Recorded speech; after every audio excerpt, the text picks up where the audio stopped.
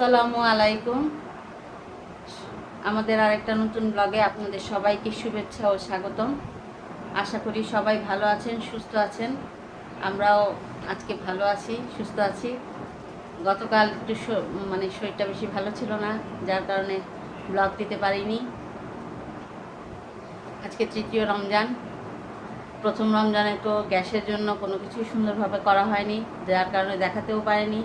কালকেও সাময়িক অসুস্থতার জন্য কালকেও ব্লগ ভালো করে ভিডিও ঠিক করে করা হয়নি, যার কারণে ব্লগ দেওয়া হয়নি।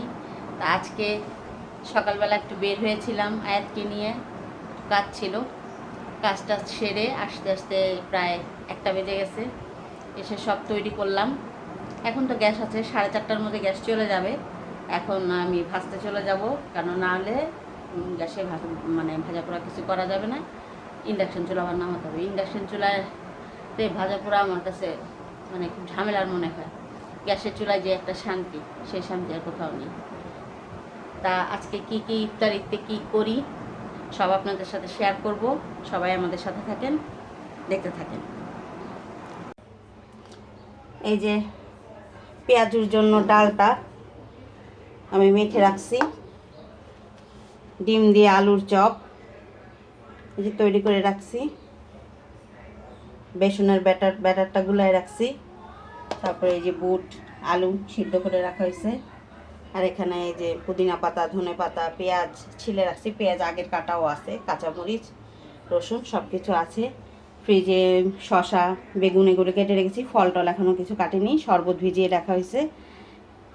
আরবির বাবার দইয়ের শরবত বানানো হয় নাই, বানাবো। তা এখন আমরা ভাজা শুরু করি। এই যে এখন প্রায় 3:30টার উপরে বাজে। এই যে ফুল গ্যাস, 4:30 বাজতেই একদম এই গ্যাস যে কোথায় চলে যাবে আল্লাহই জানে। এই যে আমি বেগুনিটা ভাজতে শুরু করলাম।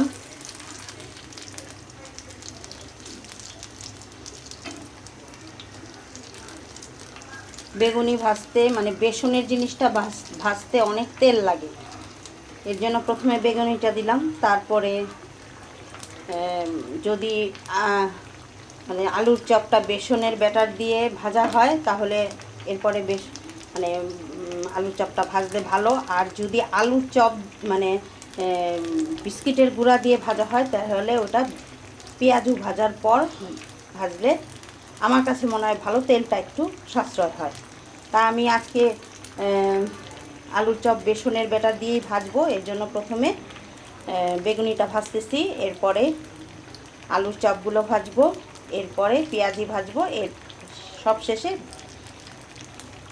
বুটটা তৈরি করব। এতে আমার কাছে মনে হয় তেলটা একটু কম লাগে বা একটু সাশ্রয় হয়। আর তেল বেশি খাওয়া তো কিছু বেশি বড় কিছু না যে তেল বেশি খেলে খুব ভালো। তেল তো স্বাস্থ্যের জন্য সবার জন্যই খারাপ।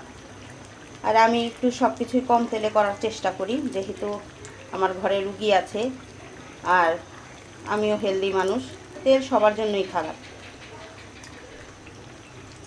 আজকে আমি বেসনের ব্যাটার দিয়েই আলুর চপটা করব, বিস্কুটের গুঁড়া দিয়ে করব না। বিস্কুটের গুঁড়া দিয়ে যদি করি তাহলে পেঁয়াজিটা ভাজার পরে অল্প অল্প তেলে ভাজলেই ভালো হয়। এই যে আমার বেগুনিগুলি হয়ে গেছে।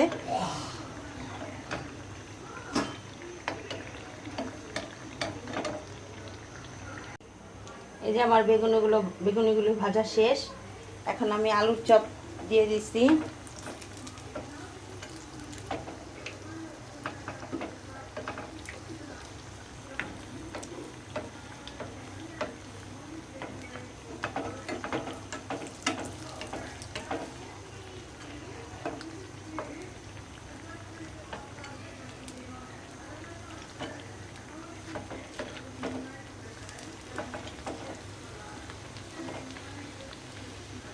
আমরা যেহেতু মানুষ কম, আরবির বাবা বেশি একটা তেলের জিনিস খায় না, অল্পই খায়। আরবিও এখন কমই খায়, আর আয়াত তো একদমই অল্প। আর আমিও প্রথম রোজার দিন একটু খেয়ে একটু অসুস্থর মতো হয়ে গেছিলাম। এই ভাজা পোড়া একটু পেটে সহ্য হতে 3-4 দিন লাগবে। এই জন্য বেশি একটা বানাই না, অল্প অল্পই বানাই। অনেকে আবার এগুলো বানিয়ে ফ্রিজিং করে রেখে দেয়, কিন্তু আমার সেই উপায় নাই, কেননা আমার ঘরে সব কিছুই তাজা তাজা খেতে হবে। এটা আমার মানে আয়াতের বাবার, তার বাবা মার সূত্রেই পাওয়া। ও মানে ফ্রিজিং করে রাখা বাসি, বাসি তো না, ফ্রিজিং করে রাখলে তার বাসি হয় না, কিন্তু তারপরেও ও জানি কেন জানি খেতে চায় না। সব সময় আমার শাশুড়ি তাজা তাজা খাওয়াই আসছে তো, আর আমিও আমার শাশুড়ির মতোই সব সময় করে আসছি। আমার মাকেও দেখছি তাজা তাজা ওই ফ্রিজিং ফ্রিজিং করা। আগের দিনের মানুষ তো এগুলো জানতো না। আমি যে করি না তাই না, তা না, করি অল্প স্বল্প। যেমন এই যে ডালটা বেটে আজকে রেখে দিছি 3 দিনের জন্য, এরকম। অনেকে তো মাছ ভরা করে, ওরকম পারি না। আবার এই যে আলুর চপ টপ এগুলো যে ফ্রিজিং করে রাখা যায়, ওইটা করলে আমার ঘরে খাবে না, যার কারণে ফ্রিজিং আমার প্রত্যেক দিনই তৈরি করতে হয়। যে একটু ফ্রিজিং করে রেখে ভাজবো, সেই উপায় নাই আমার ঘরে। এটা বদনাম করতেছি না, মানে আমার শাশুড়ি এভাবে আমার আরবির বাবাকে তৈরি করে রেখে গেছে, আমিও আর ওইভাবেই চালাই নিছি, তো এখন আর ইচ্ছাও করে না এগুলো করতে। যে যেটা ও পছন্দ করে না, থাক, দরকার কি করার। এই যে আমার আলুর চপগুলো লাল লাল করে ভাজা হয়ে গেছে, এখন এগুলো উঠায় নিব। উঠায় নিয়ে এই যে আরও 4টা আছে, এগুলো ভেজে ফেলবো। এই যে আমি পেঁয়াজ দিয়ে দিচ্ছি তেলের মধ্যে।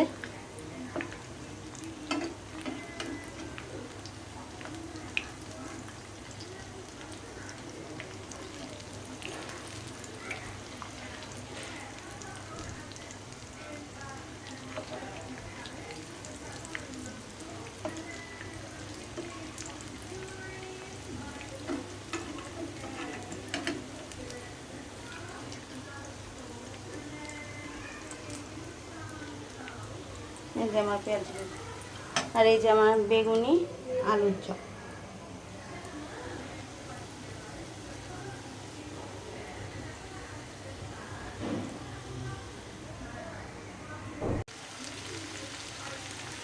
এই যে বুট ভুনাটাও হয়ে গেছে। আমি বুট ভুনায় খুব একটা মশলা দেই না, হালকা মশলাতেই রান্না করি, খেতে ভালো লাগে। পেঁয়াজটা একটু বেশি দেই, ধনে পাতা পুদিনা পাতা সবই দিয়েছি। এই যে আমার বুট ভুনা, আর এগুলো কমপ্লিট। এরপর এখন ফল টল কাটবো, দেখে আরবির বাবা আবার কি নিয়ে আসে, তারপরে ইফতারি রেডি করব, আবার আপনাকে দেখাবো।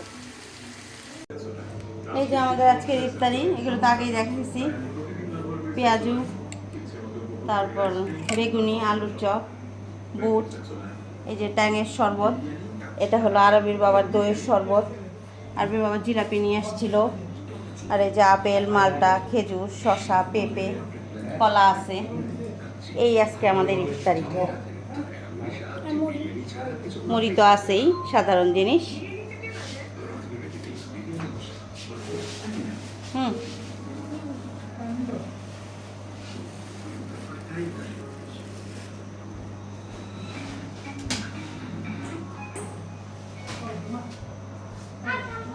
এই যে এই থালাতে আরবির আব্বা সাধারণত খাওয়া দাওয়া করে।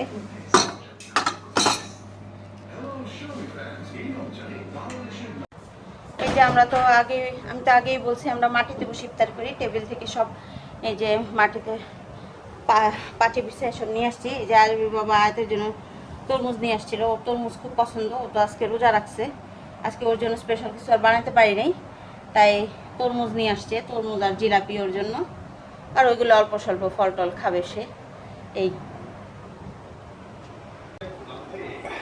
যে আয়াতের খুব পছন্দ তরমুজ, এই যে তরমুজ খেতেছে।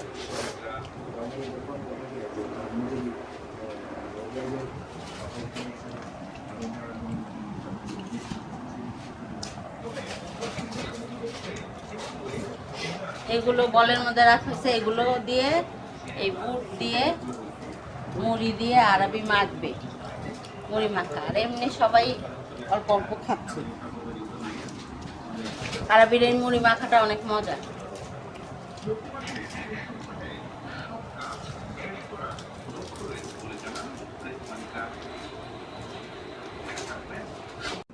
যে আরবি মুড়ি মাখছে, ওই মুড়ি মাখা খাইতেছি।